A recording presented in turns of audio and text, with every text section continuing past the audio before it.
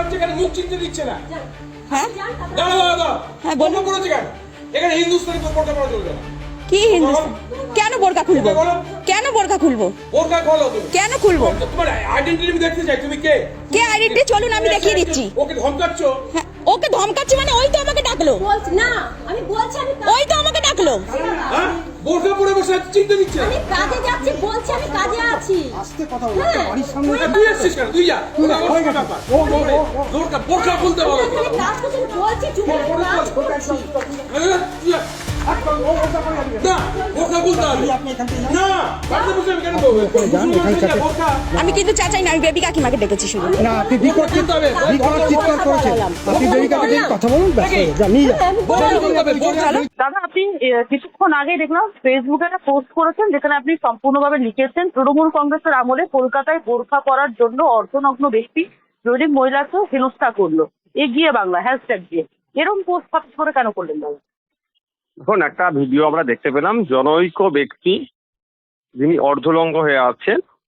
এই অর্ধলঙ্গ হওয়ার জন্য কিছুদিন আগেই কলকাতাতে টিচাররা প্রোটেস্ট করতে যাচ্ছিল, তাদেরকে পুলিশ ধরে অ্যারেস্ট করেছিল। সেই ধরনের অর্ধলঙ্গ অবস্থায় একটি মহিলা বোরখা বা হিজাব পরিহিতা ছিল, তাকে হিজাব বোরখা খোলার কথা বলা হচ্ছিল, তার নাকি আইডেন্টিটি তাই জানতে পারছে না। এই ধরনের আইডেন্টিটি চেক করার ওই ধরনের উচিত নয়।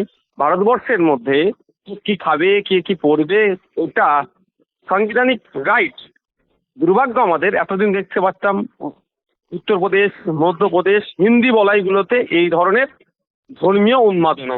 আস্তে আস্তে ওটা পশ্চিমবাংলায় চলে আসছে। যেই পশ্চিমবাংলার সংখ্যালঘু মাফিয়া আছে, যে মমতা ব্যানার্জি বারবার বলেন যে আমার রাজ্যে কোনো সংখ্যালঘুদের সুবিধা হবে না, আমি আছি, সেই রাজ্যতেই একজন সংখ্যালঘু মুসলিম মহিলাকে বোরখা খোলার নিদান দিচ্ছে। স্বাভাবিকভাবে এগিয়ে বাংলা নয় তো আমি কি বলতে পারি? আমি পিছিয়ে বাংলা বললে তো আমার বাংলাই বদলাও হবে। কিছুদিন আগে আপনারা জানেন আমি প্রতিবাদ করেছিলাম, তারা পরীক্ষা কেন্দ্রে গিয়েছিল, শাখাপালা খুলিয়ে তাদেরকে পরীক্ষা কেন্দ্রে ঢোকানোর ব্যবহার হয়েছিল। তখনও আমি প্রতিবাদ করেছিলাম, কারণ এখানে হিন্দু ধর্মের মা বোনেদের ধর্মীয় আচরণে বাধা দেওয়া হয়েছিল, তার প্রতিবাদ করেছিলাম। আজকে আমি প্রতিবাদ করছি আজকে মুসলিম ধর্মের মা বোনেদের ধর্মীয় আচরণে বাধা দেওয়া হচ্ছে বলে। তারপরে বলতে চাইছেন ইউপি বিহারে যে রকম অবস্থা রয়েছে সংখ্যালঘুদের, বাংলাতেও সেই একই অবস্থা হচ্ছে? সে হতে চলেছে। বাংলার বিভিন্ন প্রান্তে ধর্মীয় পরিচয় হওয়ার জন্য লাঞ্ছিত হতে হচ্ছে, বঞ্চিত হতে হচ্ছে। মবিং সিং এর শিকার বাংলাতে হচ্ছে, ইউপি বিহারে যেটা হতো। বোরকা পড়লে দেখেছি, ইউপিতে কদিন আগে দেখলাম যে তাকে ডিস্টার্ব করছিল ছেলে আছে। আজকে দেখলাম পশ্চিমবাংলাতে কি ঘটনা ঘটছে। তাহলে পশ্চিমবাংলা সরকার বারবার বলে যে আমাদের আমলে সংখ্যালঘুরা ভারতবর্ষের অন্য অন্য স্টেটের থেকে বেশি নিরাপদে আছে। নিরাপদ কোথায় আছে? কিন্তু এই রাজ্যের প্রধান বিরোধী দল বিজেপির তরফ থেকে বলা হয় মুসলিমরা অর্থাৎ সংখ্যালঘুরা এই রাজ্যের থেকে, কিন্তু হিন্দুরা এই রাজ্য বিপাকে রয়েছে। কি বলবেন? দেখুন, বারবার একটা কথা প্রধান বিরোধী দলের থেকে আসে, সংখ্যালঘু তোষণ। আমি বলছি সংখ্যালঘু তোষণের নামে সংখ্যালঘুদের শোষণ হচ্ছে এই রাজ্যে। সরকারি চাকরিতে সংখ্যালঘুদের অবস্থান কোথায়? শিক্ষাতে সংখ্যালঘুদের অবস্থান কোথায়? সব স্তরে সংখ্যালঘুরা ক্রমশ পিছিয়ে যাচ্ছে। আর বিজেপি ধর্মের নামে রাজনীতি করে সংখ্যালঘুদেরকে দেগে দিয়ে ক্ষমতায় আসার চেষ্টা করে। আমি একটা কথা দায়িত্ব নিয়ে বলতে পারি, পশ্চিমবাংলাতে না সংখ্যালঘু না সংখ্যাগুরু কেউ শান্তিতে নাই।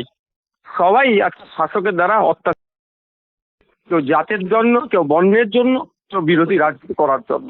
আর বিজেপি শুধুমাত্র যে ক্ষেত্রে তাদের ভোট ব্যাংক সুরক্ষিত হবে সেটা নিয়ে চর্চা করে, আর অন্যগুলোকে তারা দেখেও না দেখার ভান করে। বারবার এই ধর্মীয় ভাবাবেগে আমরা দেখতে পাচ্ছি আঘাত। এই কারণ কি? কি কারণ উঠে আসতে পারে এই জন্য? দেখুন, আমি বারবার বিভিন্ন মঞ্চ থেকে মানুষকে আহ্বান করে এসেছি, আগামীতেও করব। যারা ধর্মগুরুদের সম্পর্কে বাক স্বাধীনতা আছে ঠিক কথা, কিন্তু আমার বাক স্বাধীনতা আছে বলে এই নয় কোনো ধর্মের বা ধর্মগুরুদের সম্পর্কে কোনো এমন মন্তব্য না করে ফেলি সেই ধর্মে যারা ফলোয়ার্স মান্যওয়ালা তাদের ভাবাবেগে বা তাদের ধর্মীয় আঘাত লাগতে পারে। কিন্তু দুর্ভাগ্য আমাদের, বাক স্বাধীনতাকে কাজে লাগিয়ে যেভাবে আমরা একে অপরের ধর্মের প্রতি বিষাদঘাত করছি, কিছু মানুষের দ্বারা মোটিভেট হয়ে, এটা কোনোভাবেই কাম্য নয়, এটাকে বন্ধ হওয়া দরকার। আর আমরা যে কোনো ধর্মের মানুষের প্রতি কোনো কুমন্তব্যকে আমরা প্রশ্রয় দিই না, তার বিরুদ্ধে করি। বাংলা হান্টের আরও খবর দেখতে নজর রাখুন। বাংলা খবর মানেই বাংলা হান্ট।